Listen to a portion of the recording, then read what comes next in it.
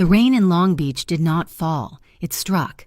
It hammered the corrugated steel roofs of Pier E, turning the asphalt into a black mirror that fractured the sickly orange glow of the sodium lights. The night air smelled of salt, diesel, and ozone. Then came the smell of cordite. A vehicle, massive and black, was spinning. It was an armored SUV, but the armor had failed. A constellation of spider-webbed glass covered the passenger side, the impacts precise, clustered tight. The tires shrieked as they found no purchase on the slick ground, the heavy chassis sliding sideways until it met the concrete loading dock of the Solstice Tower residences with a catastrophic crunch of metal. Steam hissed from the ruined grille. The silence that followed was heavier than the storm. Inside the service entrance, Marisol Trent flinched, her hand tightening on the handle of her housekeeping cart. 29 years old, a single mother and invisible. That was her job, to be the ghost who cleaned the messes of the rich at 3 a.m. The woman residents looked through, not at... She peeked through the reinforced glass of the door, the wreck, the steam, the absolute stillness of the man in the driver's seat. Protocol screamed at her to call security, but the security desk was dark. The red light on her internal comm was blinking network error. Against every rule in her employee handbook, against every instinct for self-preservation, Marisol shoved the heavy steel door open. The rain hit her face like needles. She pushed her cumbersome plastic cart ahead of her, a ridiculous shield of bleach bottles and neatly folded towels against the unseen enemy in the night. The driver's door was wedged shut by the impact. The man inside was slumped, his suit immaculate even as it was darkening with blood. Marisol grabbed the handle, adrenaline surging, and pulled. It would not budge. She braced her worn sneakers against the dock and yanked again, a raw sound tearing from her own throat. The door groaned open. The man spilled half out, caught by his seatbelt. Marisol's fingers, raw from chemicals, fumbled with the release buckle. He was heavy, all dead weight and muscle. She hooked her arms under his, her cheek pressing against the damp, expensive wool of his jacket. She dragged him clear of the smoking vehicle, using the cart as cover, pulling him back toward the relative safety of the service corridor. She knew the face. Everyone in Long Beach knew the face, even if they only saw it on the society pages or the business gazettes. Don Seraphin Quaid, the billionaire recluse of the Quaid Consortium. The man in the shadows of the port is simply called the Don. Out on the water, beyond the towering cranes, the guttural thrum of a high-speed boat engine faded, heading back toward the dark expanse of the Pacific. The sound of sirens was conspicuously absent. The port police, usually aggressive in this sector, were nowhere. The silence was organized. This was not a robbery. This was an execution. She lowered him to the cold concrete of the service hall. His eyes opened, pupils constricted, focusing on her with painful intensity. He was breathing in shallow, wet rasps. He reached, his fingers gripping her wrist, his strength terrifying even now. He leaned close, his voice a gravelly whisper that cut straight through the drum of the rain. "Will you stay till morning?" It was not just a question, it was a plea, a command, and a desperate transaction all in one. Marisol's heart hammered against her ribs. Stay, she had to punch out. She had to catch the 5:15 bus back to Signal Hill. Luna, her 8-year-old daughter, needed her. Luna needed that dental appointment, the one Marisol had saved for 3 months to cover. Getting involved was suicide. But as she looked at the tactical precision of the bullet holes in the SUV, a different kind of fear settled in. Her survival instinct, honed by years of walking the line, screamed a different truth. They know someone saw. Leaving now was just as deadly as staying. She made the choice. We have to move. Seraphin nodded, his face pale. Marisol spotted the fire-retardant curtain covering a utility panel. She ripped the heavy fabric from its rings, tearing a long strip. She bunched it into a thick pad and pressed it hard against the oozing wound in his shoulder. He hissed, but did not cry out. "The generator room," she said, pulling his arm over her shoulders. It is shielded. He was a solid weight of lean muscle, nearly dragging her down, but she half carried, half dragged him down the hall. The generator room smelled of diesel and dust. She bolted the thick steel door behind them. She pulled out her cheap, prepaid phone. She dialed 911. Static.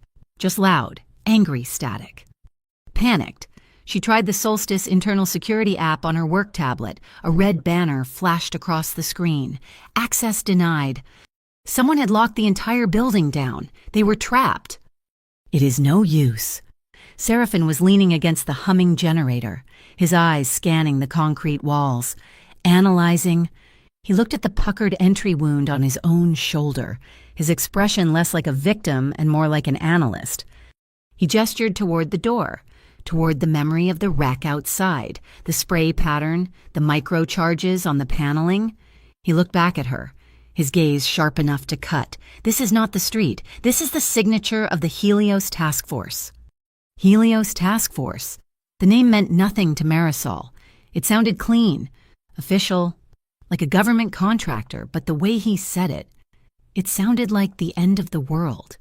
The emergency light above the door, a single, harsh bulb, flickered and then snapped on, bathing the small room in a sterile white glare.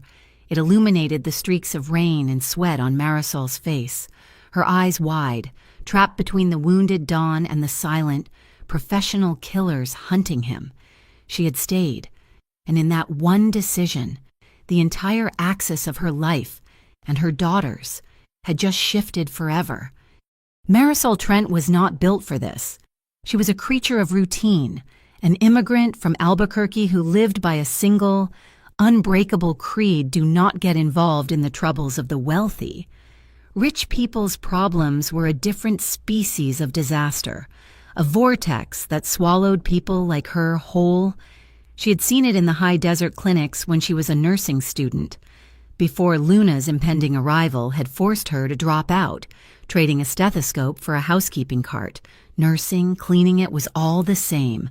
Really, you managed the messes others left behind. Her mess, her only mess, was 8 years old and named Luna, who had her father's eyes and her mother's stubborn lungs that tightened with asthma when the Santa Ana winds blew. Luna, who needed her braces tightened next Tuesday. A $150 copay Marisol had finally saved. Luna, whose biggest dream was not a mansion or a pony, but just one afternoon in the bleachers, watching the Thunder Pasadena football team, a simple wish that felt as distant as the moon. That was her stake. That was the only thing that mattered. Her gaze snapped to the man leaning against the generator. Seraphin Quaid. He was a ghost in the city's ledgers, publicly. He was the sanitized face of clean tech philanthropy, the man funding solar arrays on the ocean, privately. He was the Dawn of the Quaid Consortium, a title he inherited and reshaped. He did not deal in drugs or vice. His power was logistical, colder. He controlled the refrigerated transport that moved vital medicines from the port to every hospital in the state. His protection was bloodless, enforced by contracts and information, not bullets. Until tonight. He was examining his own wound now, his fingers probing the torn fabric with a clinical detachment. Marisol, with her half-forgotten training, could see the wound was a through and through. The bullet had passed cleanly, missing the brachial artery by millimeters. Lucky. They used microcharges on the door panel, Seraphin said, his voice quiet but resonating over the generator's hum. He indicated the wound. This was secondary. They meant to trap me first. It was an internal job. The hit was precise, but the real clue was the timing. The attackers knew his route, his vehicle, and his defenses. And they knew the building. Marisol's stomach clenched. She looked at her work tablet, still flashing its useless access denied error, but the login screen was still visible, and beneath her own locked-out credentials was the activity log from the loading dock gate. 10 minutes before the ambush. Access granted. Cardholder M. Trent. She froze. She'd been in the penthouse laundry room, 200 floors up. She had not used her card. But she remembered. 2 days ago, the building manager, a nervous man named Calloway, had borrowed her MasterCard to check a faulty sensor. He must have cloned it. Someone had used her identity to open the gate for the shooters. They were not just hunting him, they were framing her. The city's political machine was already against him. The Metropolitan Anti-Organized Crime Council, a committee personally backed by the mayor, wanted Quaid gone. The MAOC was heavily invested in the Nova Aquifer project, a plan to tap the vast underground reservoir beneath the port. Serafin had blocked it, citing contamination risks. The council saw him as an obstruction. They would use any excuse. And then there was the name he had whispered, the Helios Task Force. Marisol did not know them, but she understood the concept, a deniable asset, a private security contract run by a shadowy government arm, the Directorate for Federal Integrity. Helios did not make arrests. They cleaned scenes. They erased problems. Like her. She backed away from the steel door, her breath fogging in the cool, damp air. She fumbled in her pocket for her real phone, the cheap burner she kept separate from her work device. She pressed the FaceTime icon next to Luna's picture. The call connected, but the screen was a mess of pixelated static. The network was being throttled, jammed, only audio pushed through, thin and digitized. Mommy Luna's voice was small, trembling. "Luna, honey, are you okay? Where is Miss Cabrera?" She left, Mommy, a long time ago. A pause, then a sharp inhale. She forgot her purse. Miss Cabrera never forgot her purse. "Mommy, there is someone at the door." Marisol's blood turned to ice. "What do you mean? Baby, is it Miss Cabrera?" "No, they are knocking." Luna's voice dropped to a terrified whisper. "They are not knocking right. It is like a song. Tap, tap, tap, tap, tap." A rhythmic knock, a signal. Not a neighbor, not a friend. They were at her apartment in Signal Hill. They were at her door. They had Luna. The equation in Marisol's head solved itself. Her rule number 1 was broken. Her need to get home was irrelevant. The only path to saving Luna was through the man bleeding beside her. Serafin was watching her, his dark eyes reading the terror on her face. He had heard the small voice. He already knew. His original question hung in the air. Will you stay till morning? It was not a request anymore. It was a contract, her service until dawn, traded for her daughter's life. Marisol looked down at her hands. They were shaking. She shoved them back into the thick yellow rubber housekeeping gloves she still wore. The synthetic snap of the rubber against her skin was the only sound that felt real. She looked up at Serafin Quaid, the dawn. She nodded once. "We cannot use the main corridors," Marisol whispered, her voice deadened by the thrum of the generator. "They will be watching all the elevators and stairs." Serafin leaned against the wall, the makeshift bandage on his shoulder already soaking through. "Agreed. Where?" "The spine." She pointed not at a door, but at a gray ventilation grate low on the wall. "This building has a parallel service spine. Ducts, electrical chases, plumbing. It is where the building breathes. I am the only one who ever cleans it." She used the tip of a mop handle to pry the grate open. The space beyond was dark, filled with the hum of high-voltage conduits. It was the advantage of the invisible. For 3 years. Marisol had memorized the building's true map, the one hidden behind the drywall and marble. They moved into the darkness. It was a tight fit, a world of metal rungs and concrete shafts. Marisol led, her movements sure, her rubber-soled shoes silent on the steel ladders.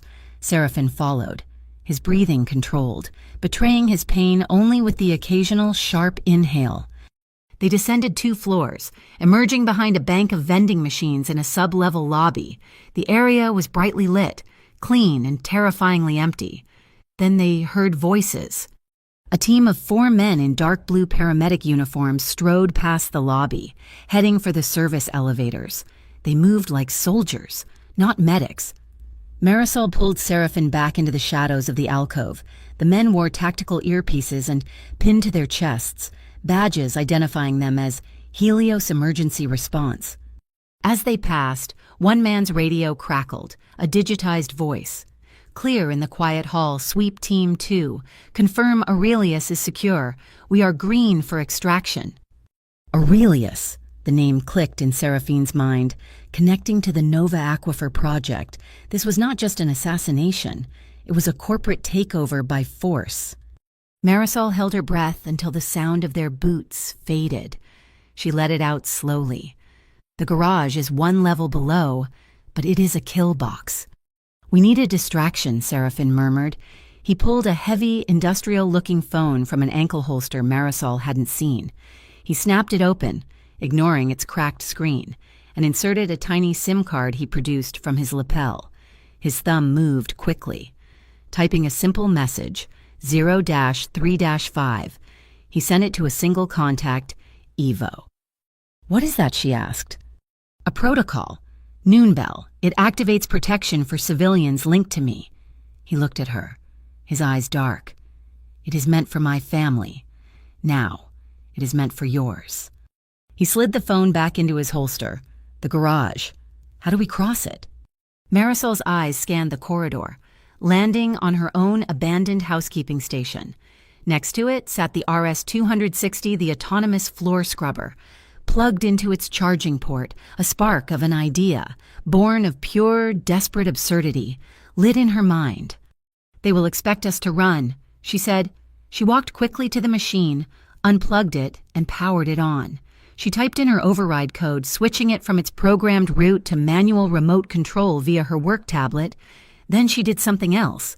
She hit the release valve on the industrial soap concentrate tank, letting the viscous blue liquid glug into the main water reservoir, creating a solution 10 times too strong. The main ramp, she whispered to Seraphine, "Go, now!" As he moved, she sent the scrubber trundling toward the top of the ramp leading down to the garage. She followed Seraphine, keeping the tablet in her hand. They reached the P1 level. The garage was vast, a concrete cavern filled with luxury cars. They kept to the pillars, moving toward the exit.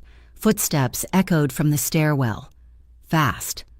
"They are here," Seraphine said, drawing a small, flat pistol Marisol hadn't known he possessed. "Wait." Marisol tapped the screen. From the top of the ramp, the floor scrubber whirred to life and began its descent, its brushes spinning, laying down a comically thick, glistening sheet of high-density foam. A man in the Helios uniform burst through the stairwell door, saw them, and raised his weapon. He sprinted, shouting into his mic. He hit the patch of suds at full speed. The security camera above caught the moment perfectly. His tactical boots found zero traction. His arms windmilled. He was airborne for a split second, and then he crashed onto the concrete, his weapon skittering away. A second man, more cautious, skidded to a halt, staring at the spreading sea of bubbles. "Now," Marisol said, pocketing the tablet. They did not run for a sedan. Marisol dragged Seraphine toward the loading bay, toward a nondescript white truck stenciled with Coastal Gas Transport. The keys, as she knew they would be, were in the magnetic lockbox under the wheel well. She pulled herself into the driver's seat. The cab smelled of stale coffee and gasoline. She fired the engine. It rumbled to life as Seraphine climbed in, slumping against the passenger door. She slammed the truck into gear, the shifter stiff, the clutch heavy and accelerated. She knew this feeling.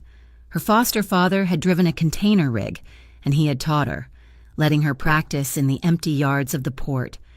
She hit the ramp at full speed, scattering the remaining suds, and blew past the bewildered Helios operative. The gate arms snapped like a twig. They were out, merging into the wet, empty streets of the port. "Wilmington," Seraphine grunted, clutching his shoulder. "An abandoned church. St. Brendan's, the noon bell rendezvous." As Marisol wrestled the heavy truck onto the northbound I-710 freeway, the rain finally began to ease. The freeway was a river of red taillights, the late-night logistics chain of the nation. They were hidden in plain sight. Just another truck in the herd. Seraphine was watching her, his face a mask of pain and calculation.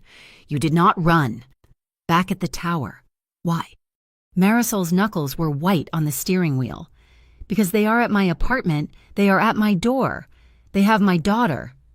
The words hung in the cab, heavier than the storm had been. Seraphin was silent for a long moment.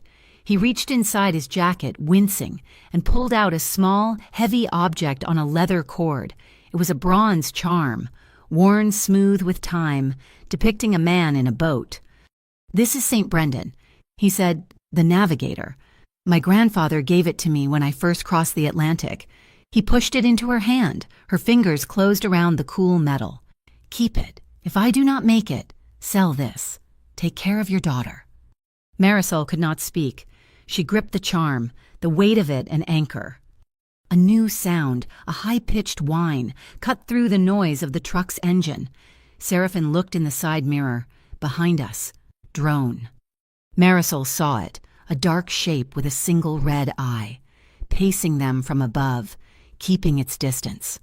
Seraphin pulled a device from his pocket, no bigger than a pack of cigarettes. He flipped a switch. The drone's red eye wavered. It listened to the side, suddenly unstable. Its signal severed. It dropped from the sky, disappearing into the vast, dark labyrinth of the container yards to their right. A second later, a dull, soft explosion lit the stacks, a muffled orange flash. Marisol turned onto the Wilmington off-ramp.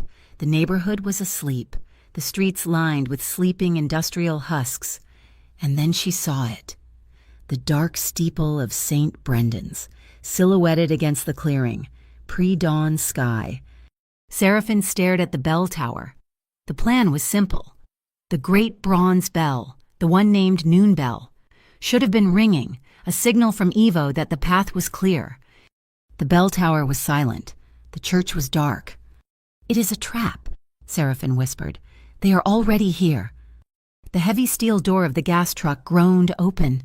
Seraphin slid out, his hand pressed tight to his shoulder, but he did not kick the door to the church. He pushed it slowly, the ancient hinges whispering. The air inside was cold, tasting of plaster dust, mildew, and the oily scent of dead rats. It was not empty.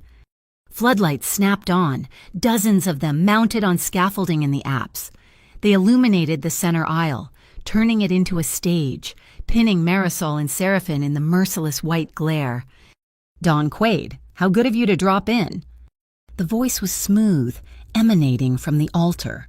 Alden Price stepped forward, not in a uniform, but in a $3,000 suit that looked untouched by the night's rain. He was flanked by two men in identical suits who looked like lawyers, and four others in tactical gear who looked like very expensive thugs. They were not police. They were, as the file suggested, private detectives. "Price," Seraphin said. His voice was flat, devoid of surprise. He kept his hand near his waist but made no overt move. "You look terrible, Seraphin. A bad night for the consortium." Price smiled. A thin, dry gesture. "But it can be a very good morning for Miss Trent's daughter." Marisol stopped breathing. The way he said it, so casual, so certain, was more terrifying than a direct threat. Price gestured to a folding table set up near the lectern, covered with precise stacks of documents. "We have your girl, of course. Helios is remarkably efficient, but they are just contractors. They follow the money. On the other hand, am a civic leader." He spread his hands wide. "I am offering a guarantee for Luna's safety, a simple exchange." He tapped a signature page. "You will sign over your controlling shares in the Nova Aquifer project, all of them, to the holding company specified, the Aurelius Trust. The aquifer is for the data centers. Then," Seraphin stated, it was not a question, "progress requires resources. Don Quaid, the port needs those data centers, and they, in turn, happen to need an immense amount of water for cooling. The Nova Aquifer project was designed by my father as a drought relief fail-safe for Southern California. It is not a slush fund for you and Aurelius to launder." Seraphin's voice was dangerously low. Price laughed, a short, sharp bark. "Drought relief, how very noble. You cannot afford nobility tonight." Marisol's gaze, sharpened by panic, drifted from the men. Her eyes scanned the table, looking for any advantage, any escape. Her focus snagged on the documents, not the contracts, but what was holding them down, a thick, rolled set of blueprints, bound with a rubber band, serving as a paperweight. She knew those drawings. She had wiped coffee rings off the glass frame that held them. Every Tuesday and Thursday, in the Solstice Tower building manager's office, Solstice Residences, Floodgate Mechanics, Level P3. Calloway, the nervous manager who had borrowed her master key card, the mole was not just a low-level guard. He was management. He had not just given them access. He had given them the building's vital infrastructure. Her hand, still damp with rain, slipped into her pocket. Her fingers found the cheap burner phone. She navigated the screen by touch alone, her eyes never leaving Price. She found the voice memo icon. She pressed record. "What if I refuse?" Seraphin asked, stalling for time. Marisol took a half-step sideways. "Sir, your shoulder," she whispered, her voice trembling just enough to be convincing. "You are bleeding on the floor." She moved toward the table, as if to find something to help him. Her eyes landed on a box of tissues. Price's gaze dismissed her. "If you refuse," he said, focusing on Seraphin, "this stops being a pleasant negotiation. You seem to think Helios is the threat. They are just the how. The why is Director Cordelia Vane at the DFI." As Marisol reached for the tissues, her other hand, the one with the phone, deftly slipped it into the box's opening, tucking it beneath the top layers of tissue. The microphone aimed perfectly outward. It was a cleaner's trick, hiding things in plain sight. "Director Vane," Price continued, savoring the moment, "is prepared to open a transnational organized crime investigation into the Quaid Consortium, RICO statutes, asset seizure, sanctions, everything by sunrise. Your port logistics will be frozen. Your medical supplies will rot on the docks, and you, Seraphin, will be erased. All she needs is my signal." The threat was absolute, a clean, legal execution. Then Seraphine did something that shocked Marisol. He smiled. It was a cold, tired, almost pitying smile. "You are late, Alden, 4 years late." Price's own smile faltered. "My father ran that organization. I do not—" Seraphin pushed himself to his full height, the pain in his shoulder sharpening his posture. "The Quaid Consortium has been legally clean for 48 months. We deal in cold chain logistics, medical freight, floating solar arrays. The organization Director Vane wants to bust does not exist. A jury will believe whatever she tells them," Price hissed. "This is the moral rift. Alden, my father built his legacy in the shadows. I am trying to build one in the light, and you are the ones dragging the city back into the dark to power your servers." The floodlights overhead flickered, once, twice, then they died, plunging the vast church into a terrifying darkness, lit only by the faint green glow of the exit signs. "Evo." "What is this?" Price yelled, his voice suddenly stripped of its polish. The sound of shattering glass was explosive. The tall, wind-stained glass windows along the north side of the nave blew inward, not from a bomb, but from synchronized pneumatic rams. The night air, fresh and cold, flooded the dusty space. "Get them," Price commanded. His detectives fumbled, turning on tactical flashlights, the beams cutting chaotic patterns through the airborne dust. From the darkness of the rafters, a black nylon cable dropped, its harness and ascender motor landing with a soft metallic click, perfectly between Seraphin and Marisol. "Go," Seraphin ordered, shoving Marisol toward it. "Clip in, now." She grabbed the heavy carabiner, her cold fingers clumsy, and snapped it onto the front of her coveralls. Seraphin clipped his own line just below hers. The detectives opened fire. The sound of the shots was deafening in the enclosed space, plaster and ancient wood splintering from the pews where they had been standing. Seraphin grabbed the ascender's handle. "Hold on." The motor engaged, a high-torque whine, and yanked them violently off the floor. As they ascended into the darkness of the roof beams, Marisol looked down. Price was at the table, his face a mask of rage, his hand grabbing the tissue box, feeling the weight of the phone inside. "No," Marisol snarled. Her eyes darted. On the wall near the altar was a small, automated air freshener, the kind she replaced the citrus scent cartridges for every week. It was battery-operated, its motion sensor aimed at the aisle. It was running, hissing out a small puff of spray. She still had the industrial aerosol can of deodorant from her housekeeping cart, hooked to her belt, odor eliminator high-volume citrus blast. She aimed and sprayed a solid 3-second stream directly into the whirring motor of the small plastic air freshener, soaking the electronics in flammable, aerosolized citrus oils. The motor sparked. It was not a bomb. It was a whoosh. A bright orange fireball erupted from the wall, instantly incinerating the tissue box and the phone. It was followed by a thick, acrid, suffocating cloud of burnt orange peel smoke. Price and his men staggered back, coughing, their eyes streaming, blinded by the sudden, bizarrely fragrant fog. By the time the smoke cleared, Marisol and Seraphin were gone, disappearing through the bell tower hatch. They heard Price's voice, raw with fury, screaming up into the night from the smoke-filled church. "Forget Quaid. Get the cleaning lady." The safe house was not a house. It was a sterile, glass box perched high on the cliffs of Palos Verdes, invisible from the road below.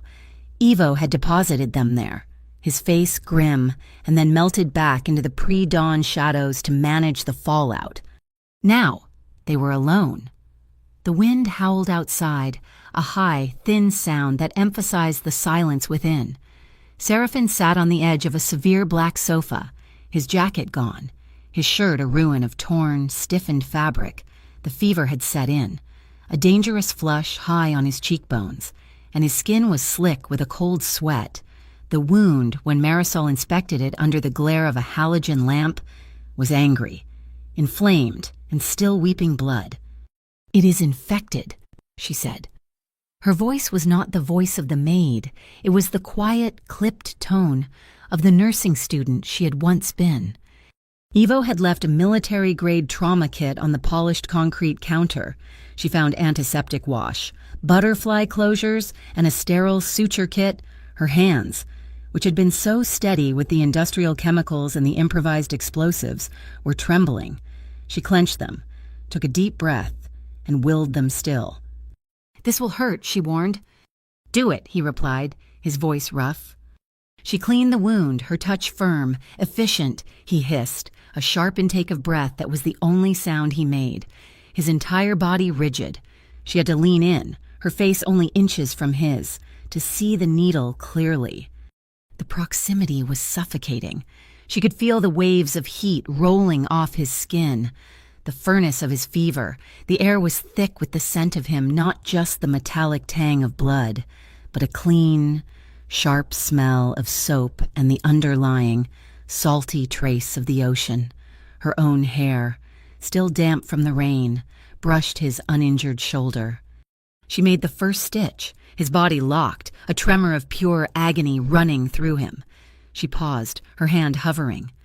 "Keep talking," she whispered, her voice tight. "Distract yourself." He opened his eyes. They were dark, dilated with pain, and utterly focused on her. "I chose not to retaliate," he ground out, his words forced, many times. She pushed the needle through again. "What do you mean?" "My father, his way was simple. Blood for blood. When I took over the consortium, I stopped it. He breathed heavily. I moved us legitimate. I refused to spill blood. I let insults from men like Price slide." He closed his eyes, a sheen of sweat on his brow. "They see mercy as weakness. And now, I pay the price." Marisol pulled the third stitch tight, her movements becoming smoother, the muscle memory from 2 years of clinical rotations returning. "Choosing to protect other people is never wrong," she said, her voice quiet but fierce. "It is just more expensive." She finished, her fingers brushing his skin as she taped the sterile gauze pad in place. Her touch lingered for a second too long. His good hand came up, not to stop her, but to cover hers. His fingers, long and warm, wrapped around her own. It was not a caress, but an anchor. "Thank you," he murmured. She did not pull away. The night had fully settled, and through the vast glass wall, the lights of the container ships far below looked like a scattered constellation on the black water. The storm was over. "You cleaned motel rooms when you were a child," he stated. She froze, her hand still in his. "How did you know that?" "Your hands," he said, "and the way you handled those chemicals at the tower, the way you knew the building. You have been invisible your whole life." "My mother," she said, her voice distant. "We moved from motel to motel. She cleaned, I helped." "They say I used to sleep in the train stations in Marseille," he offered, his gaze fixed on the distant lights. "Did you—" "I do not remember," he said, "but the rumor is useful." He turned his head on the sofa, his eyes finding hers again. The fever, the blood loss, the shared danger, it had burned away the dawn, leaving only the man, Marisol. He said her name as if it was the first time. She should have moved back. She should have established the distance again. But she was trapped in his gaze. He moved, shifting his weight, the pain eclipsed by something else. He leaned in. He kissed her.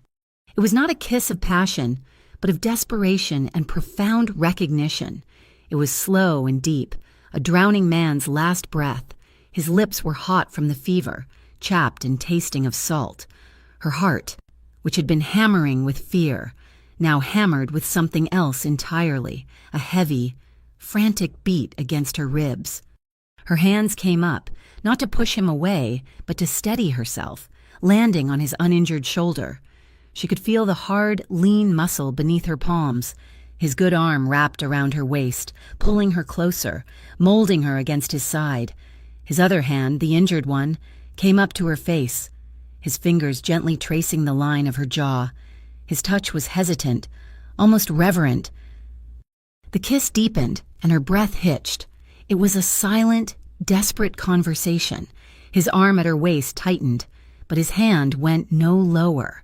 Her hand stayed on his shoulders, the bronze St. Brendan charm, still hanging from her neck, swung free and came to rest on his bare chest. The contact of the cool metal against his hot skin made him shudder. A low sound vibrating in his chest. Her own body responded, a tremor running through her. This was a line, a dangerous, beautiful line. A thin, tinny sound shattered the moment, a cartoon theme song. Marisol ripped herself away, her body instantly cold. Luna. She scrambled for her burner phone, left on the counter. The screen glowed with her daughter's name. Seraphin watched her, his face a mask of pain and something she could not name.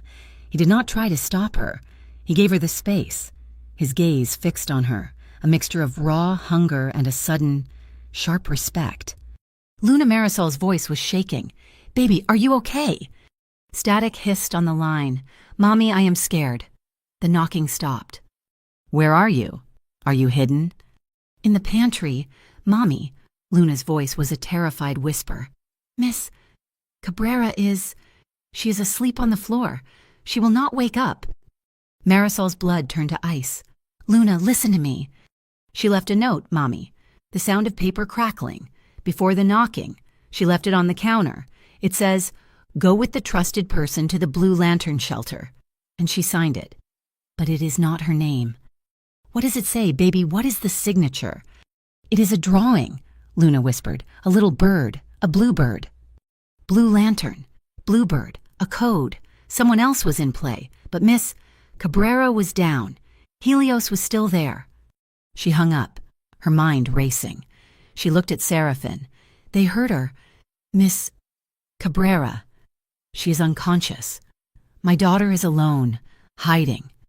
Seraphin was already on his feet, his pain shoved aside by a new urgency. "Evo is circling the building. He can execute the noon bell extraction, but he needs a clean destination, the shelter. It is a risk. We do not know who Bluebird is." He shook his head, already thinking. "No, not a shelter. I have a place. Rancho Mirage, a pediatric recovery center. It specializes in asthma. I fund it. It is secure, off-grid. Evo can have her there in 2 hours." Marisol's response was visceral, immediate. "No, I am not sending my daughter into the desert with a stranger. Evo is not a stranger. He is my hand." He is a stranger to me. She is my daughter. Marisol looked at the glass wall. The black sky was softening, turning a deep, bruised purple. Morning was coming. She turned back to Seraphin. Her decision absolute. I go with her. Ivo gets us both out. We go to Rancho Mirage. Together. She was no longer the maid he had propositioned. She was setting the terms. I will go with her, this morning. The question he had asked hours ago, will you stay till morning, finally had its answer. It was not a surrender. It was a declaration. Seraphin held her gaze, the memory of the kiss still hot in the air. He nodded slowly. This morning. The sun was a brutal white eye over the Mojave as the convoy pushed east on Highway 91. 3 identical white vans, stenciled with the logo for Otis Elevator Service, moved in a tight, professional formation. They were, to any observer, just contractors heading for a job in the desert. Inside the lead van, it was silent. This was not a service van. It was a Zephyr, an armored electric vehicle with a non-reflective, radar-dampening shell. Seraphin was driving, his movements economical, his focus absolute. His shoulder, tightly bound, was a block of rigid pain. In the back, Marisol held Luna. Her daughter was wrapped in a thermal blanket, her eyes wide, clutching the bronze St. Brendan charm in her small fist. The extraction from the apartment had been a terrifying blur, executed by Seraphine's man, Ivo, with silent, violent efficiency. Miss Cabrera was stable. An ambulance anonymously summoned, but Luna was in shock. Marisol rocked her, humming a tune from her own childhood, a Spanish lullaby about a sleeping girl and the moon. Duérmete mi niña, duérmete mi sol. The soft, slow melody was a fragile defense against the hum of the tires and the tension vibrating from the man in the front seat. High above them, a faint shimmer in the heat haze betrayed the presence of a stealth drone. It was tracking them, a patient, digital predator. Now, Ivo, Seraphin said, not to them but to a microphone in his cuff. On the freeway, the other 2 vans suddenly accelerated, boxing out a tractor trailer. The third van, the one behind the Zephyr, abruptly took the Indian truck trail exit, its transponder suddenly blazing with a signal designed to mimic Seraphin's own secure beacon. The drone locked onto the false signal, veered sharply south, following the decoy. It took the bait, Seraphin said. Who is in that van? Marisol asked, her voice tight. No one, Seraphin replied. It is remote piloted, but Helios will not be the only ones watching. Price's masters at the MAOCC will have ground assets. As if summoned by his words, 2 black SUVs, civilian models, crested a rise behind the decoy van, disappearing down the same dusty trail. Price's men, Seraphin noted, his eyes on his own dash-mounted display. Helios hunts from the sky. Mayock hunts from the ground. They are not coordinated. They just share a target. They drove on, the Zephyr now just another vehicle on the long, straight road. They reached the Chino Hills Pass. Far to their right, on the parallel road, a plume of fire and black smoke erupted into the clean, desert sky. A concussive, distant thump vibrated through their chassis. The decoy. Marisol flinched, her lullaby cut short. She stared at the rising smoke. They just blew it up. A wave of nausea, cold and acidic, rose in her throat. The reality of the night, of the men who had been shot, of this execution, hit her. Seraphin glanced at her in the rearview mirror. His expression was unreadable, carved from stone.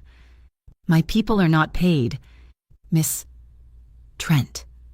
They are protected. The man who organized this decoy has a son in medical school on a full Quaid scholarship. His family is now secure for life. They know the risks. We trade in loyalty, not wages. His cold, brutal pragmatism chilled her more than the explosion. 2 hours later, they arrived at Rancho Mirage. The facility was beautiful, a low-slung terracotta building set against the stark mountains. All clean lines and desert landscaping. It was also locked.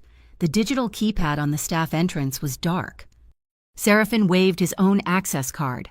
Nothing. He pulled out the industrial phone he had used at the tower and ran a diagnostic. The screen flashed. A faint, encrypted signal was broadcasting from inside. "Aurelius, Aurelius, Aurelius." "It is a trap," Seraphin said, stepping back from the door.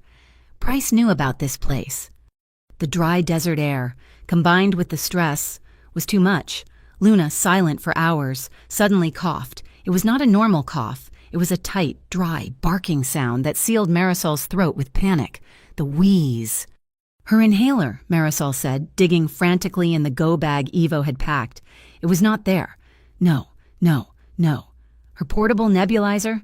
I did not have time to pack it. Luna's breaths became short, shallow gasps. Seraphin did not hesitate. He moved to a utility shed 20 feet from the main building. It was also locked. He ripped the electrical meter from the wall and, ignoring the small shower of sparks, manipulated the wires within. The shed's steel door clicked open. Inside was a backup supply closet. He emerged a moment later with a sealed plastic kit. "Pediatric steroid for nebulization," he said. Snapping it open, he handed her the mask and the albuterol vial. Marisol's hands shook as she assembled the battery-powered nebulizer, her nursing training kicking in. "It is okay, mija. Breathe the smoke. Just like at home. Breathe the smoke." Luna cried, but she breathed. The harsh, terrifying wheeze began to soften. That was when the headlights flooded the compound.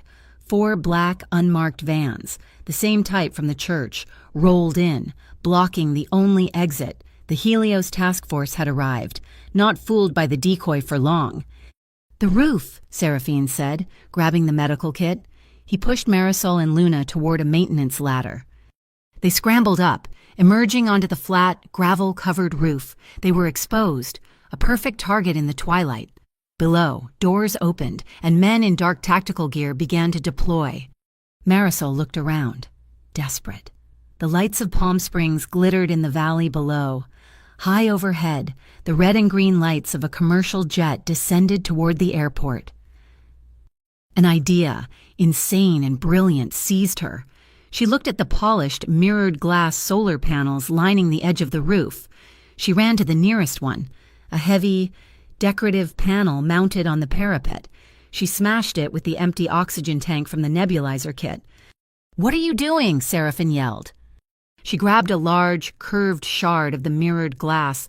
She aimed it not at the men below, but at the sky, toward the descending airplane.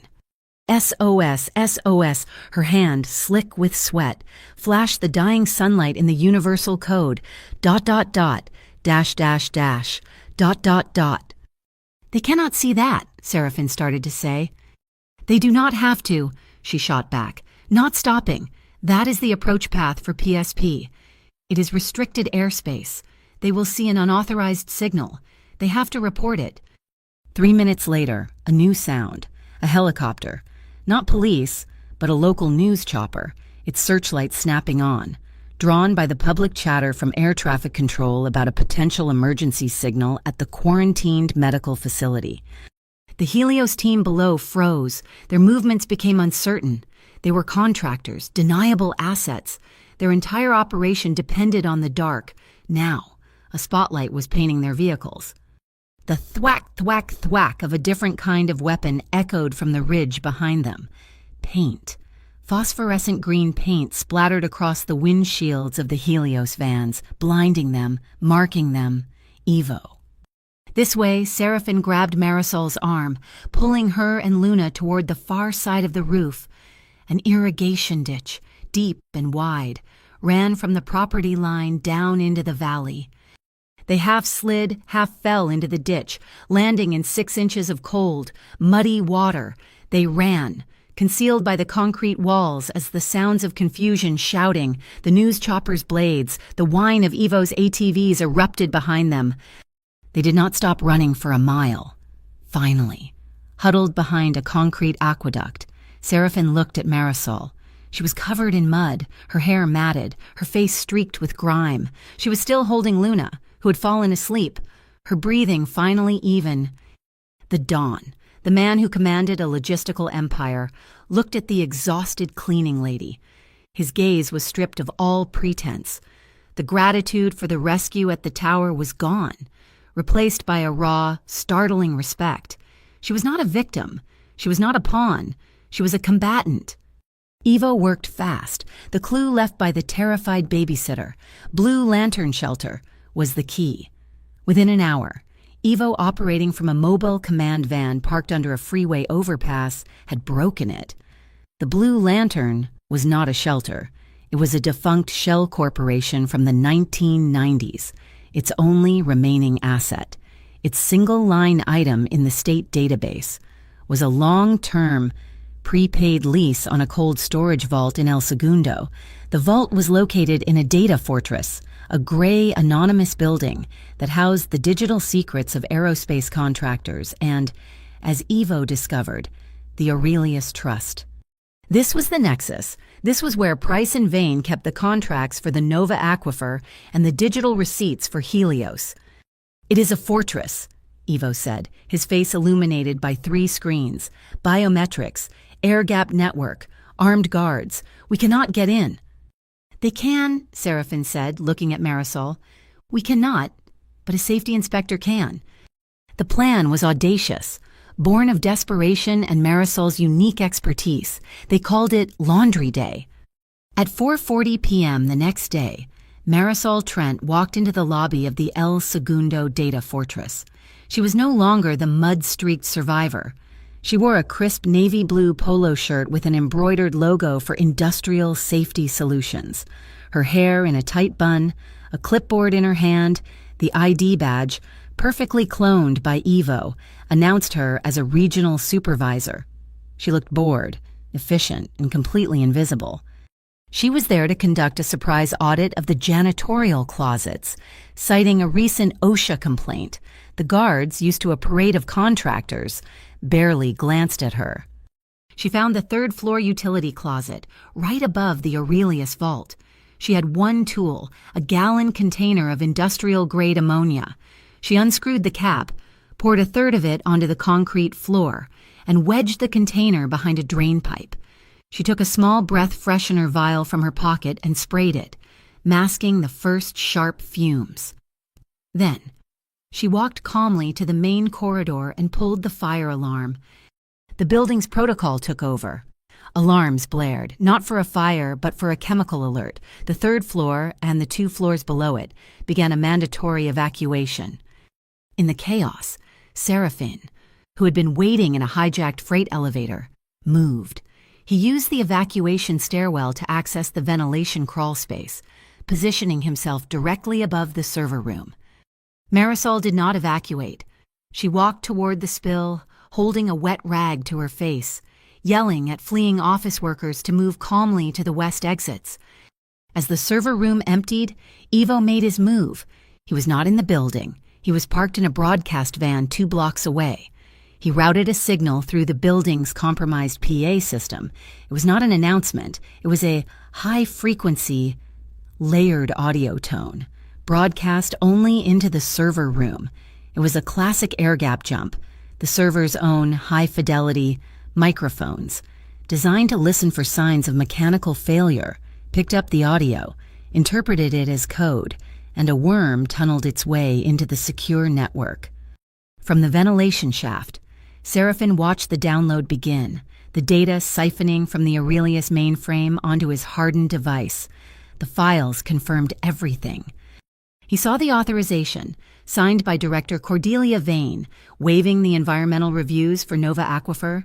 He saw the wire transfers, millions disguised as educational grants, from Aurelius Trust to Alden Price's personal foundation. He saw the Helios invoices. They were billing the MAOIC for counter-terrorism training exercises. But the dates and GPS coordinates matched 3 different unsolved assaults on Port Authority Union members. Then, he found a different folder. Risk Management, Internal. He opened it. The file contained surveillance photos of a man, thin and worried-looking, driving a delivery van. File name Ethan Rowe. Seraphin's blood ran cold. He knew that name. It was the name Marisol had written on Luna's birth certificate.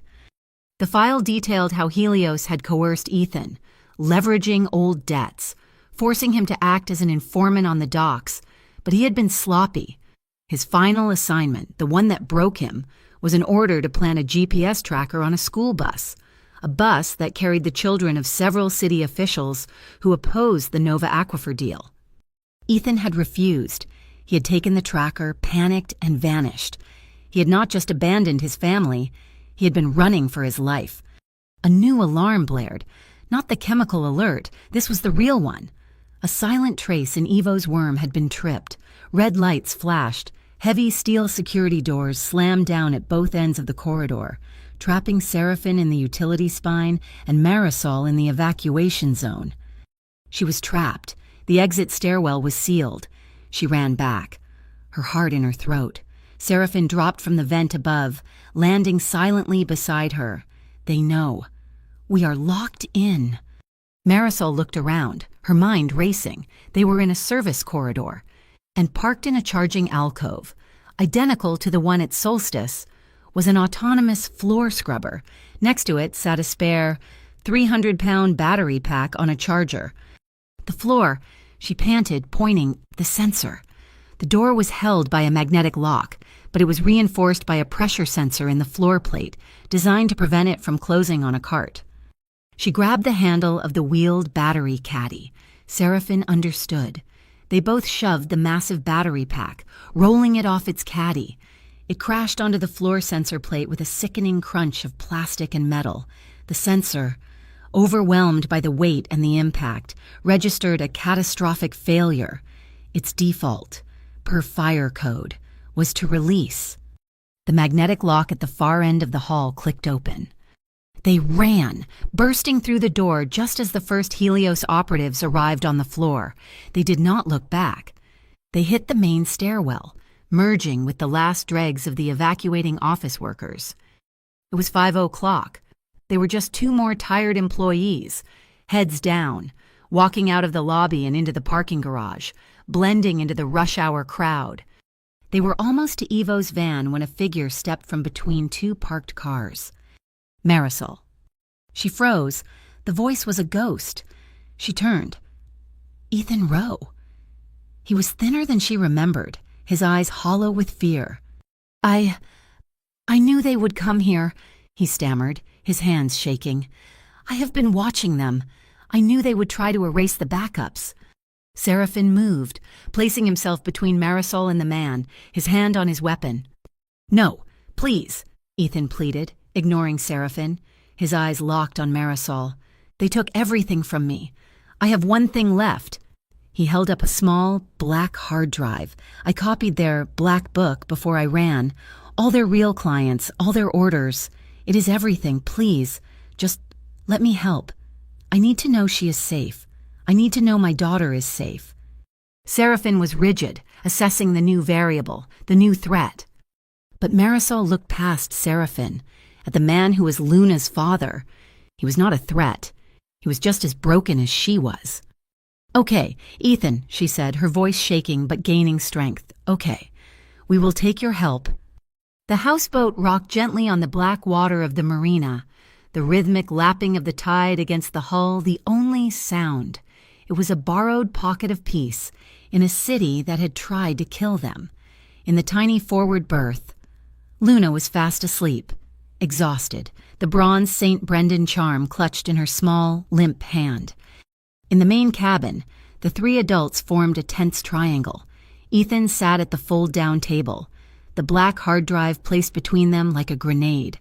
Seraphin stood, his injured arm in a fresh sling, his presence filling the small space. Marisol stood between them, the bridge between her past and her future. It was a setup, Ethan said, his voice raw. He had not stopped talking since Evo had vetted him and brought him aboard. Helios did not just let me go, they pushed me. He explained how they had manufactured the debt, how they had leveraged his fear, how the order to plant a tracker on the school bus was a loyalty test he was designed to fail. They wanted me to run, he whispered, his eyes finding Marisol's. It made me a ghost. It made me the deadbeat who abandoned his family. It gave them a legal, justifiable reason to monitor you, to lean on you. If I ever surfaced, they could use you and Luna to control me. They were building a cage for all of us. He pushed the drive forward. This is the Black Book. I copied it before I ran. It is my only insurance. I kept it to buy Luna's freedom. Seraphine's voice was cold, devoid of sympathy. You will not buy anything. You will earn it. Ethan flinched. You will hand that drive to Evo, now, Seraphine commanded. You will be taken to an independent law firm, one of my choosing. You will sit with them, and you will sign an affidavit. You will testify, under oath, to everything you know. You are a material witness, Ethan, not a negotiator. He took a step closer. If you follow these instructions, you will be protected by the law. If you try to run, if you lie, if you betray this one chance, I will not send killers. Seraphine's voice dropped, becoming infinitely heavier. I will send the U.S. Marshals. I will use the full, crushing weight of the legal system to put you in a federal prison for the rest of your natural life. We are done with the shadows. Marisol watched them. Ethan, the father of her child, a man defined by his fear, his entire life spent running, and Seraphine, a Dawn, a man of absolute power, but one who was actively, painfully trying to chain that power to the law. She knew her choice. She looked at Ethan. You will do it. For her. Hours later, the truce was set. Ethan was on the small outer deck, under the watchful eye of one of Evo's men. Luna was breathing deeply in the berth. The crisis, for a moment, was stable. Marisol was in the galley, a kitchen barely larger than a closet, her hands shaking as she poured coffee. The adrenaline was finally leaving her system, leaving behind a bone-deep exhaustion. She felt Seraphine before she heard him. He stepped into the galley behind her, and the small space became charged, the air thick. He did not touch her, but she could feel the heat from his body, his presence a solid wall at her back. Slowly, she turned. It was so close. His good hand came up, not to grab, but to gently brush her cheek, his thumb rubbing away a streak of grime she had not known was there. You were incredible today, he murmured. She leaned into the touch, her eyes closing, a long, shuddering breath escaping her. It was the first time in 36 hours she had not been in motion. He drew her in, his good arm wrapping around her waist, pulling her flush against his chest. It was not a tentative hold. It was an anchor. She rested her forehead against his collarbone, her hands coming up to rest flat on his chest, feeling the steady, strong beat of his heart. He lowered his head, his lips brushing her hair, then her temple. They used our children, he whispered, his voice a low growl of fury. They used the things we love against us. He pulled back just enough to look her in the eyes. No one ever gets to use our children as leverage again. He kissed her. It was not the fevered, desperate kiss from the safe house. This was warm, slow, and absolute. It was a claim. It was the sealing of a vow. It tasted of coffee and salt air. And for a full minute, there was no Helios, no price, no past. There was only the solid wall of his chest and the promise in his kiss. She pulled back, her breath shaky but her mind clear. I do not just want to be safe. Seraphine, I want to build something. He looked at her, confused. My whole life, I have been cleaning up messes. Other people's messes. I am done. Her voice gained strength. I am going to start my own company. Trent Clean and Safe. I will hire women like me, single mothers, immigrants. I will not just teach them to clean. I will teach them safety, hazardous materials handling, corporate security awareness, their labor rights. I will make them visible. The look in his eyes changed from affection to a piercing, profound respect. He saw a partner. That is brilliant, he said. You will need startup capital. I will provide it. She tensed, pulling back. I cannot be a silent partner, he finished. Understanding instantly. Zero control, 100% faith. It is your company, Marisol. Your rules. I will simply be your first investor. A secure tablet on the counter chimed, a sharp, intrusive sound, a message from Evo. It was a link to a press advisory that had just hit the city's news desks. Director Cordelia Vane, Directorate for Federal Integrity, 10 a.m., Los Angeles City Hall. Subject: the dismantling of a transnational criminal organization. She's doing it, Serafin said, his voice flat and cold. She's going on the record. She's going to declare me a public enemy. She's using a stage, Marisol said, her new resolve hardening into steel. She looked at the two hard drives on the table, Ethan's black book and the data from the Aurelius vault. So we will build a bigger one. Evo, Serafin said, speaking to his comms, we do not just leak this, we time it.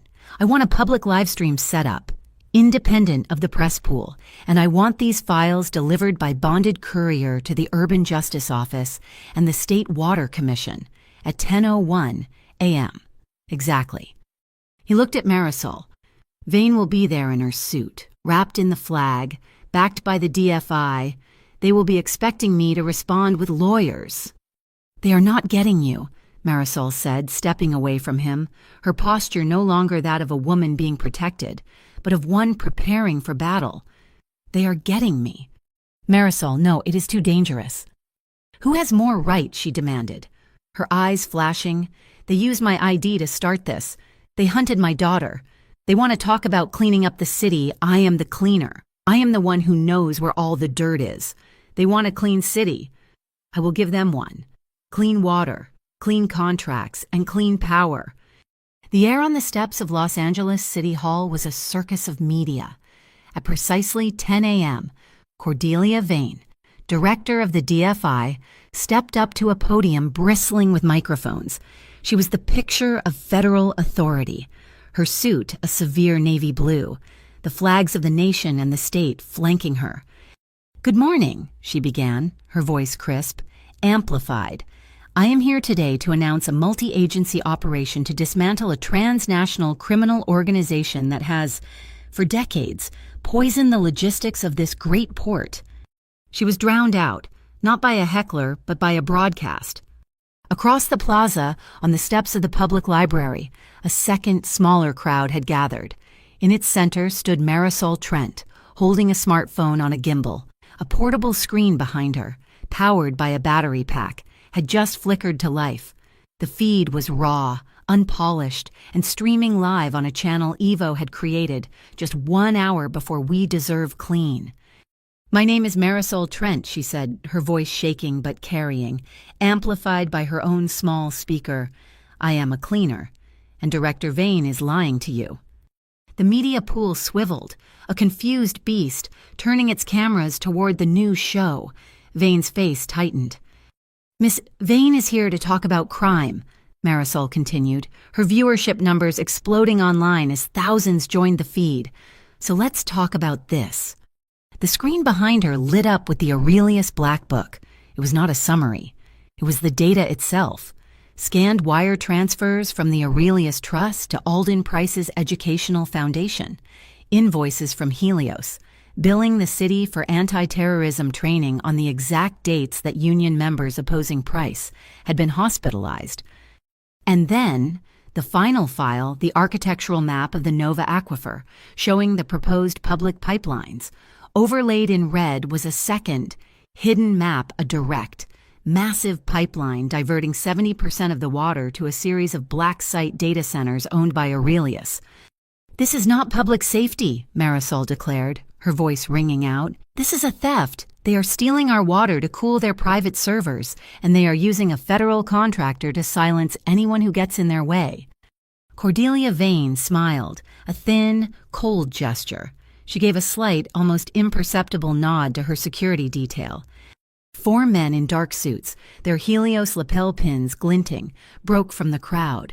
They moved quickly, not toward Vane, but toward Marisol. Ma'am, their leader said, his voice loud for the cameras. You are under arrest for disseminating classified information and compromising national water security. They grabbed her arms. Get your hands off her. Serafin Quaid stepped through the crowd, his suit immaculate, his injured arm in a simple black sling. He was flanked by 2 men Marisol did not recognize, who looked like very expensive lawyers. He did not look at the Helios men. He addressed the uniformed LAPD captain standing nearby. "Captain," Seraphin said, his voice calm and clear. He held out a single, signed document. "This is an emergency injunction from the Urban Justice Office, effective as of 9 a.m. this morning.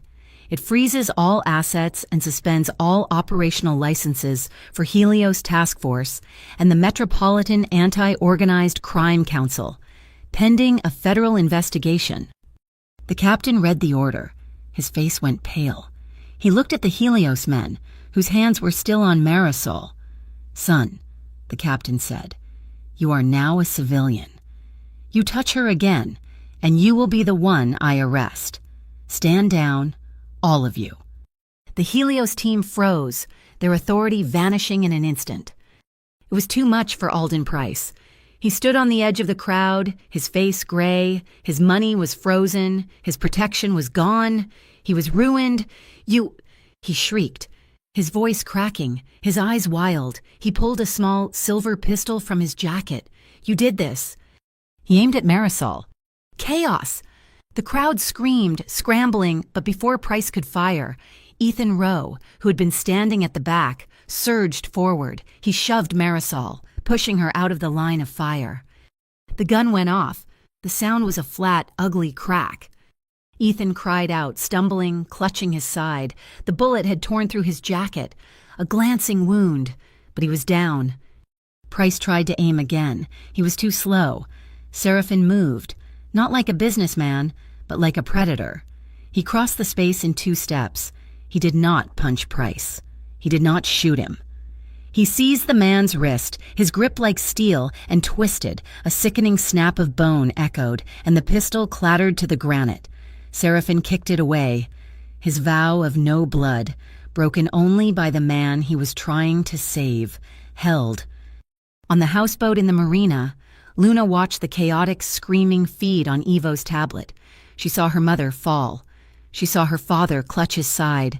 She squeezed the bronze St. Brendan charm, her knuckles white, tears streaming down her face. "Mommy," she whispered. "Mommy, come on." In the confusion, Cordelia Vane was already moving. She was not a fighter. She was a bureaucrat. She slipped through the side door of City Hall, her Helios detail forming a wedge around her. "She is running," Marisol yelled, scrambling up from the pavement. Seraphin saw it. "Evo, she is heading for the garage." On Spring Avenue, the street in front of the garage exit, 2 Helios vans suddenly swerved, deploying a mobile spike strip, blocking the road, a clean getaway. Marisol grabbed Seraphin's hand. "They will be in the politician's elevator. It is too fast. We cannot stop her." "Yes, we can." Marisol's eyes were bright, focused. "I know this building.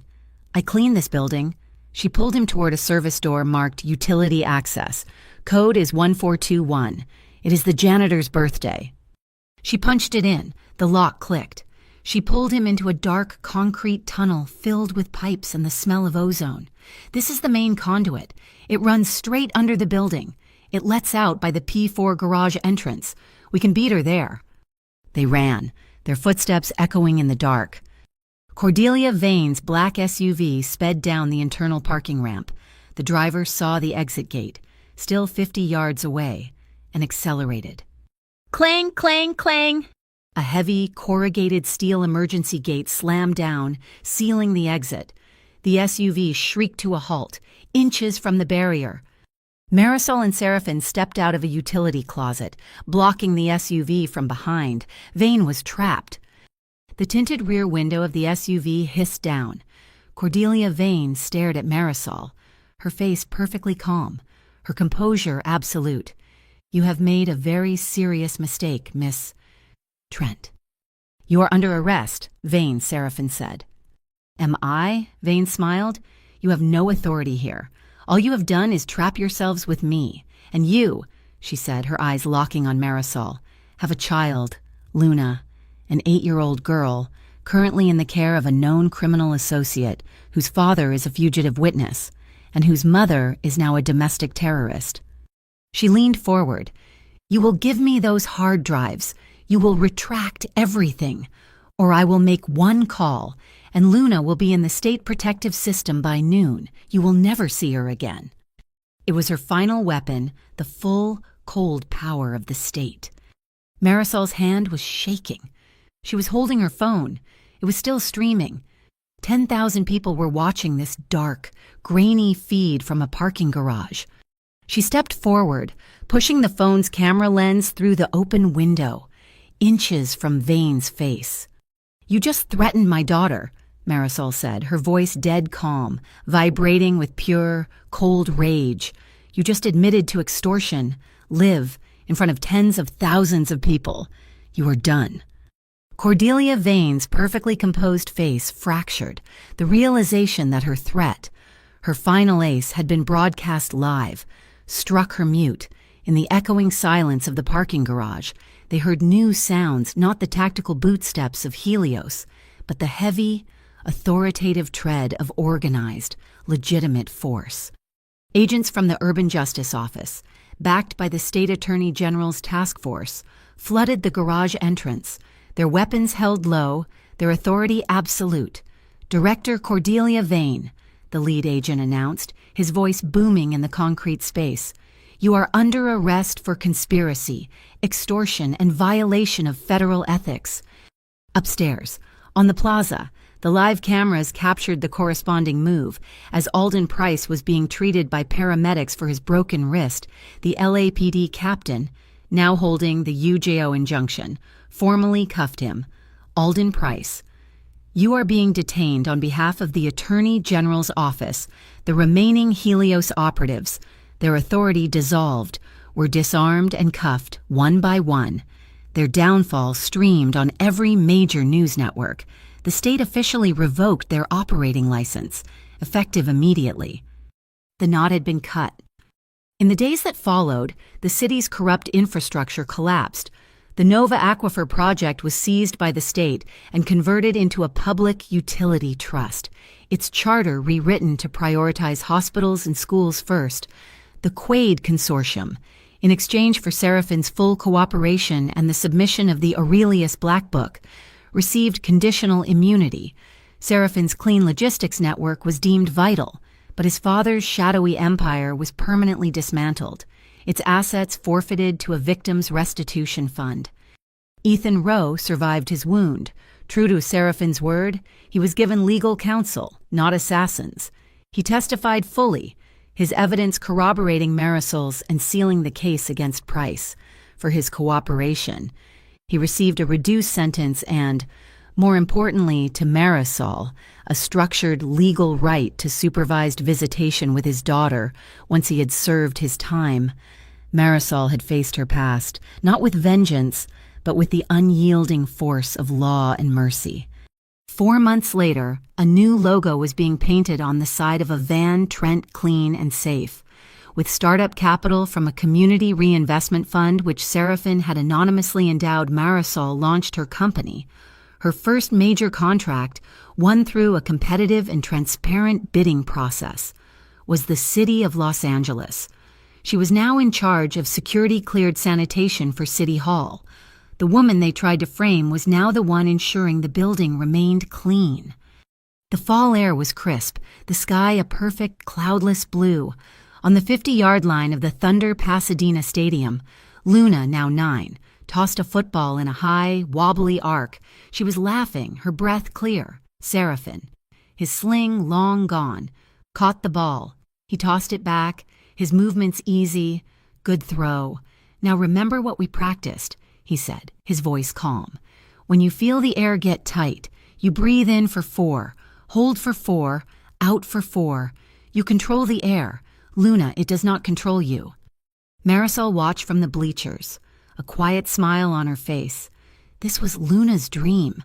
This was the peace they had earned. That night, they stood on the repaired rooftop of the Solstice Tower, the place where it had all begun.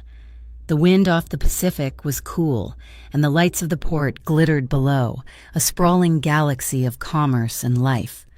"Ivo sent his final report," Seraphine said quietly, standing beside her. "Is it over?" she asked.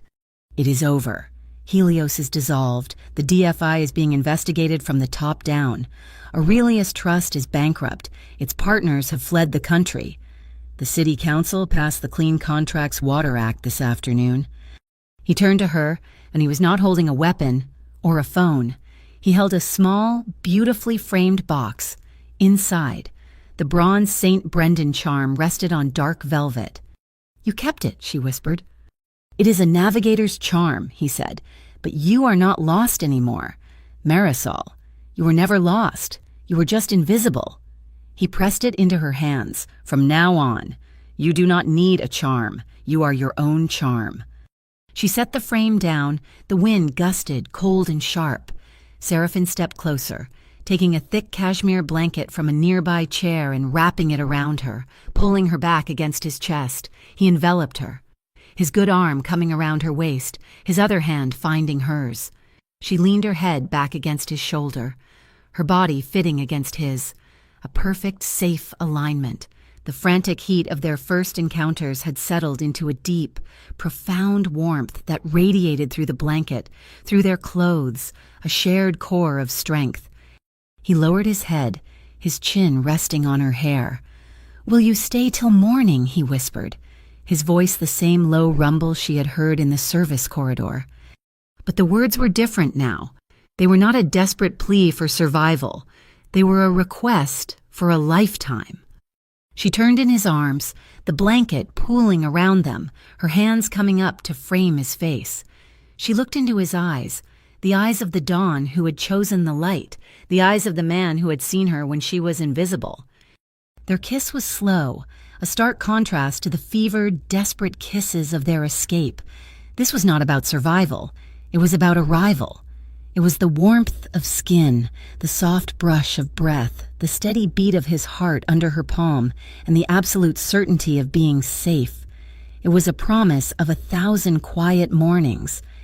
She pulled back just enough to look at him, the lights of the port reflected in her eyes. The sun was just beginning to hint at its arrival, painting the eastern sky in shades of deep violet and gold. "Yes," she whispered, a smile touching her lips. "I will stay, for all of them." Thank you so much for listening to this story. We would love to know where in the world you are listening from, so please comment below and share your thoughts. If you enjoyed this, please subscribe to our channel, Mafia Boss Story, like this video, and give us extra support by hitting that hype button so this story can be heard by even more people.